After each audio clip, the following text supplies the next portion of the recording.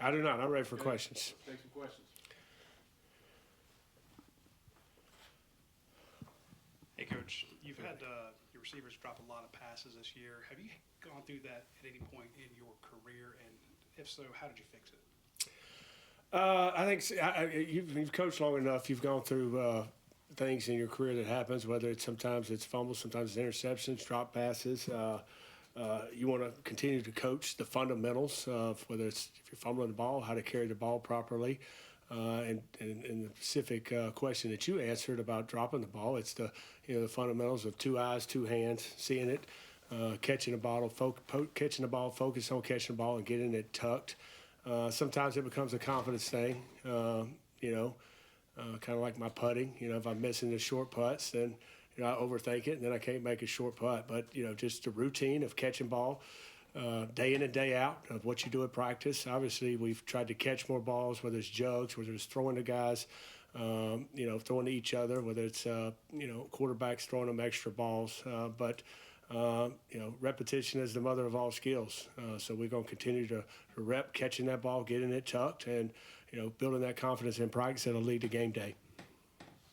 Yeah, you've had a few weeks now to prep Gunnar for being the starting quarterback. How has he handled being quarterback one for this team in that time since, and what are your expectations for him? He's approached it just like he has all season. I can't say enough of the way he started the season and approached every game, which sometimes that's just words that we say. You got to be ready, but his day in and day out, how he approached getting ready for the game as if he was a starter, I think has prepared him for this moment. If you asked me that last year, I don't think he had that same mindset.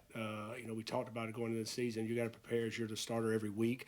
And he took that to heart, and he did an excellent job of that. Now, moving into this game prep, things are centered around him and his strengths and what he does well. That was the difference, in weeks before, where it was centered around Carson and what he does well with our football team. Now it's centered around Gunnar and what he does well. So things are a little bit more specific to him. Questions are asked to him, whether he likes this scheme or this play going into practice and whether we carry it or not.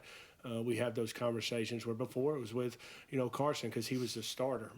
So I think he's handled it well. He's preparing. He's getting ready to play a very, very tough opponent, a very good defense football team.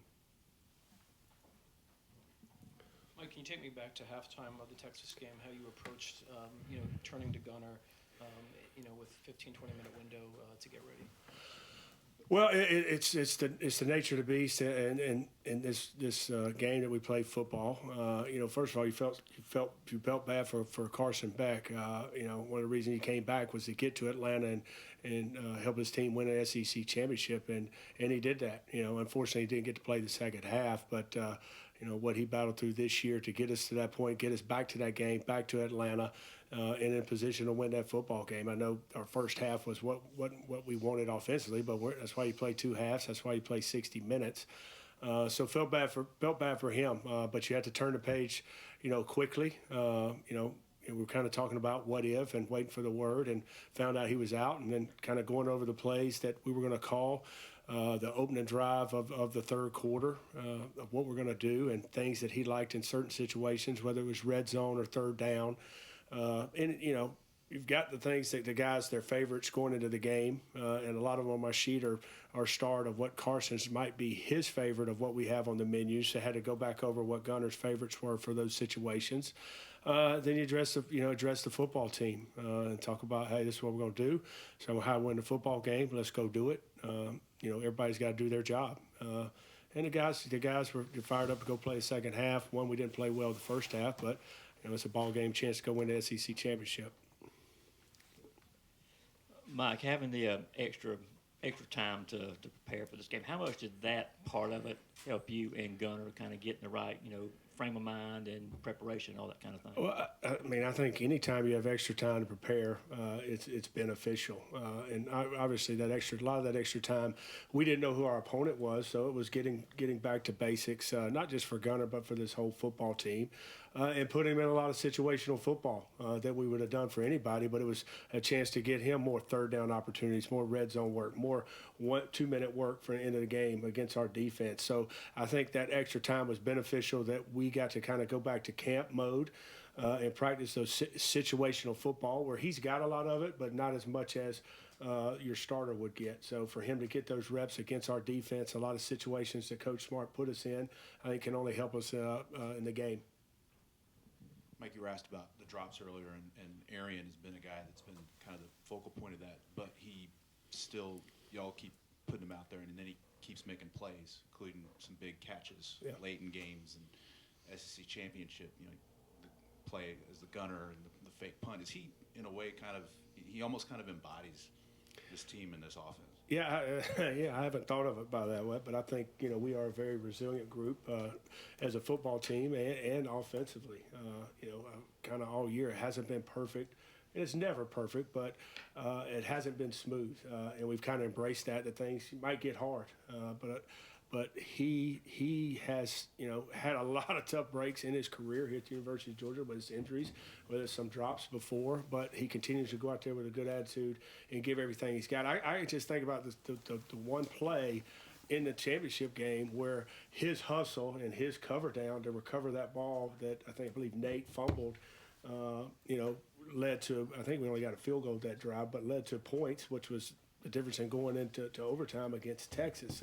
Everything he does is full speed, and there's a reason he gets thrown a lot of balls. He's open. He's the fastest guy on the field, and when he gets on the field, people know he's on the field. And sometimes, I know we want to catch every one of them, but sometimes when you put that pressure on the defense that here's number 11 in the game and you're throwing that ball deep, it has an impact on them whether you're catching it or not. A couple questions about backup guys. You had to go to them because you lost a couple of starters, but what have you seen from Ryan Puglisi and Jaden Rashada this week, and what is the status of Brandon Robinson and Roderick Robinson? The quarterbacks, they've been, what they've done all year. They come in with the expectation that we got to prepare like we're the starter. I know I'm giving you the answer, but that's true, what we do in our room. Now, they've got more opportunities because we're down a quarterback. So, and how we practice at University of Georgia, Coach Smart is going to continue to try to develop. So, throughout this whole ball practice, 1s, 2s, and 3 groups are going. So now you've only got less quarterbacks repping, so those guys are getting more reps. So they're obviously going to help their development. They're getting more reps. They've done a nice job. I think since day one to now, I don't even know what day we're on, you've seen good and bad every day. You're seeing less bad and seeing more good, and they've got to prepare because you never know, knock on wood, what's going to happen at any given moment for those guys to prepare to get ready to play. And they're up there meeting with, I think one of them is meeting with Coach Streeter, and one of them has got a meeting with Coach Van Gorder here in the next couple minutes. So the expectation of how they got to approach every day, they're rising to the standard that we set, and they're doing a great job. As far as injuries, that's a question for Coach Smart. I'm not going to comment on any injuries. Yeah, Carson recently announced that he's declaring for the NFL draft. How would you assess how he played this season and sort of battled through some of the ups and downs he went through? Well, obviously when you look at the stats, they aren't the same stats as the year before. But the goal is and you're in this league, is to win the SEC championship, and he was the quarterback of that team to get us to that game and put us in that position. And everything's not going to be pretty every game, but his resiliency throughout a game, whether it went good or bad, to overcome those things, whether of his own doing, of my doing as a play caller, of a drop or execution, to be resilient and find a way to help us win football games in the fourth quarter, says a lot about our football team and him, the quarterback of our football team. We get in this society where we want everything to look perfect and look great, but I told him on several occasions, you're going to grow more, and you've proven more to me this year of your resiliency if things not going well, and finding a way to win games in the fourth quarter, I think says a lot about him and his football team. Drew started a couple of games this season, I think it was, and obviously had a role in that fake punt. Were you able to enjoy any of that? No. No. I would. You don't. You're focused on your deal during a game, and then after the Auburn game, and realized that we played and beat Auburn. I know, anytime you beat Auburn, whether it's home or away, is huge. And that locker room, to share that moment with him was special. And then have a start the next week against Mississippi State. I really didn't share with him until after each game when I watched in the locker room and then when I watched the film. But proud of him and proud of how he works hard and he's a total team player. It's funny, the fake punt. I was upset that we're punting again and looking down at my sheet what we're going to do next, and I didn't even realize Coach had said, "Hey, we're going to fake punt." I really didn't even know Drew was the one that tossed it to him. Hartley hit me and said, "Hey, we're on offense." It wasn't until after the game that somebody said, Drew, everybody kept saying, "Oh, your son with that pass." I didn't know what they were talking about. So it was cool to find out that, it was a pass that he threw on that fake punt, which was a huge play in the game. And glad he executed and didn't screw it up. Then we'd have two Bobos everybody could yell at. We'll switch now to Zoom questions. First question on the Zoom. Let's go to Palmer Toms. Mike, what does the presence of Trevor Etienne do for this offense, especially given the month or so stretch there where he was so banged up? Well, we think he's a special back that gives us a chance to hit a home run anytime he touches the ball. Nothing more evident than that. The game Texas run a simple zone play. Their front side defense end kind of stuck his head in the wrong gap, and he bounced it outside. And it was an explosive play.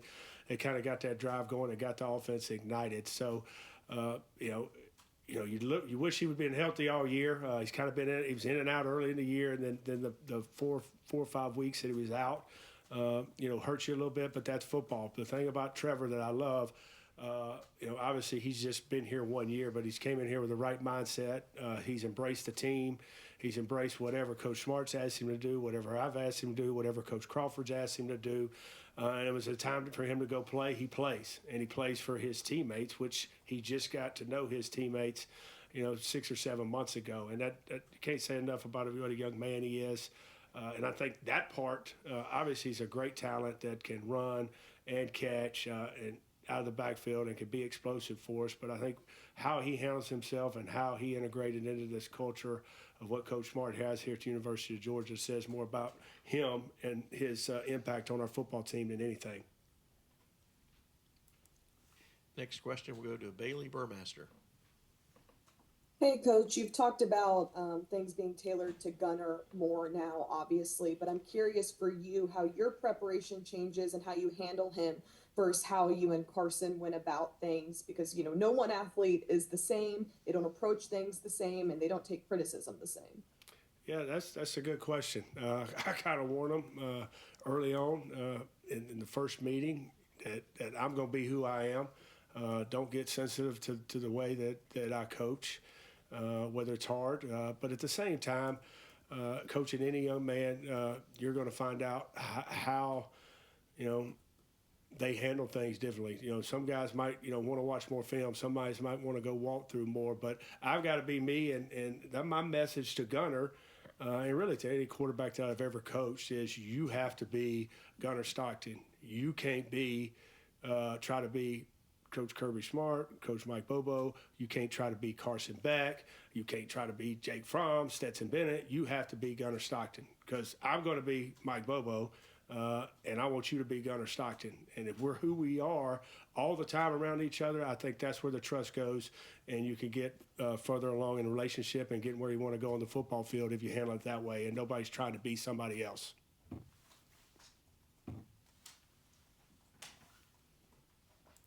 Next question will go to Ted Lewis.